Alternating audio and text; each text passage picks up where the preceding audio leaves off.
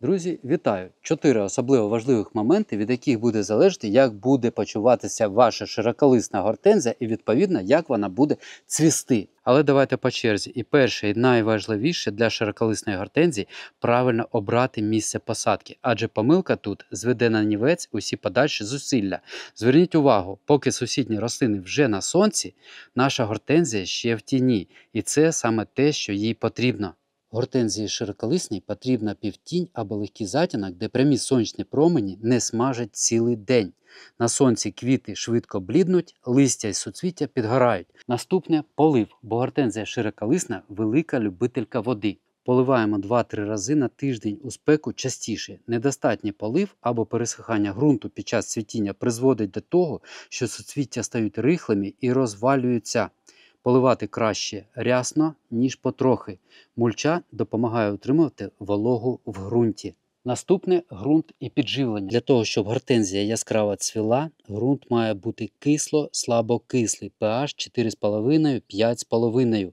Оскільки поливна вода зазвичай ближче до лужної, ми кожні 10 днів поливаємо підкисленою водою з додаванням елементів живлення. Зазвичай ми використовуємо ось таке добриво Флор-Колор. Воно містить в своєму складі і необхідні поживні речовини, і також підкислює воду. Це відносно дешеве добриво, яке гарно зарекомендувало себе при підживленні і підкисленні води для гортензій, рододендрону лохини та інших кислолюбних рослин. Посилання залишу в описі під цим відео.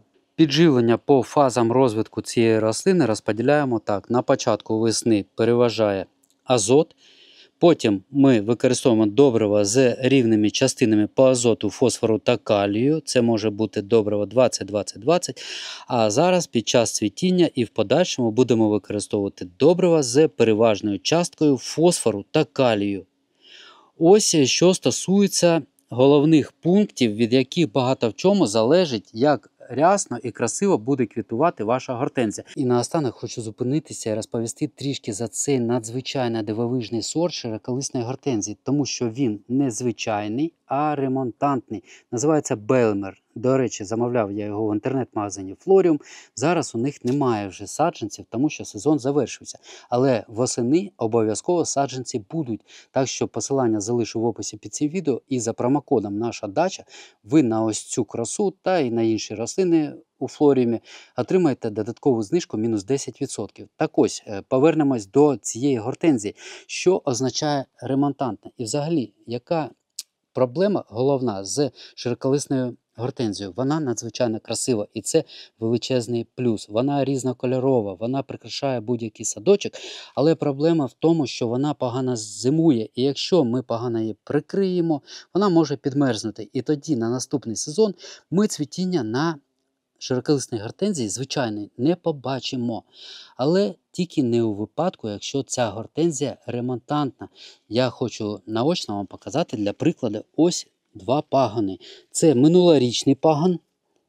Бачите, він виглядає як старенький такий вже пагон минулого року. Він перезимував і на ньому з'явилися ось ці суцвіття. А поруч з ним пагон цього року. Він як травичка такий, бачите, він зеленого кольору, молоденький, свіженький. Він з'явився навесні. І бачите, яке суцвіття ми можемо побачити на ремонтантній гортензії на пагонах цього року. Що це означає? Якщо погано перезимує пагон, який ми залишили зимувати, нічого страшного.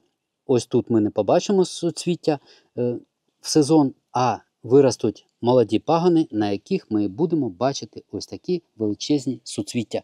Ось в чому головна перевага саме ремонтантної широколисної гортензії.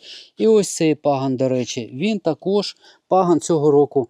Бачите, молоденький пагон, він з'явився навесні, і ми бачимо на ньому ось таке чудове суцвіття в діаметрі сантиметрів 20. Але я хочу сказати, навесні ми висаджували ці рослини минулої весни. Їм трішки більше, ніж 1 рік. І ось так вони виглядають. Ось що означає саме ремонтантні сорти широколисної гортензії. Можна не хвилюватися, що вони погано перезимують. Звісно, їх треба прикривати, притеплювати. Якщо вдасться зберегти минулорічні пагони, а він не один тут, там ще є, Це тільки додасть ще більше суцвіть на цьому кущику. Ось що хотів, друзі, розповісти в цьому відео. Сподіваюсь, воно для вас було корисним. Якщо так, не забудьте, будь ласка, поставити вподобайку. Мені буде приємно, а вам не важко. На цьому завершую. Дякую всім за увагу. Бажаю вам гарних рослин, міцного здоров'я та мирного неба над головою. До побачення.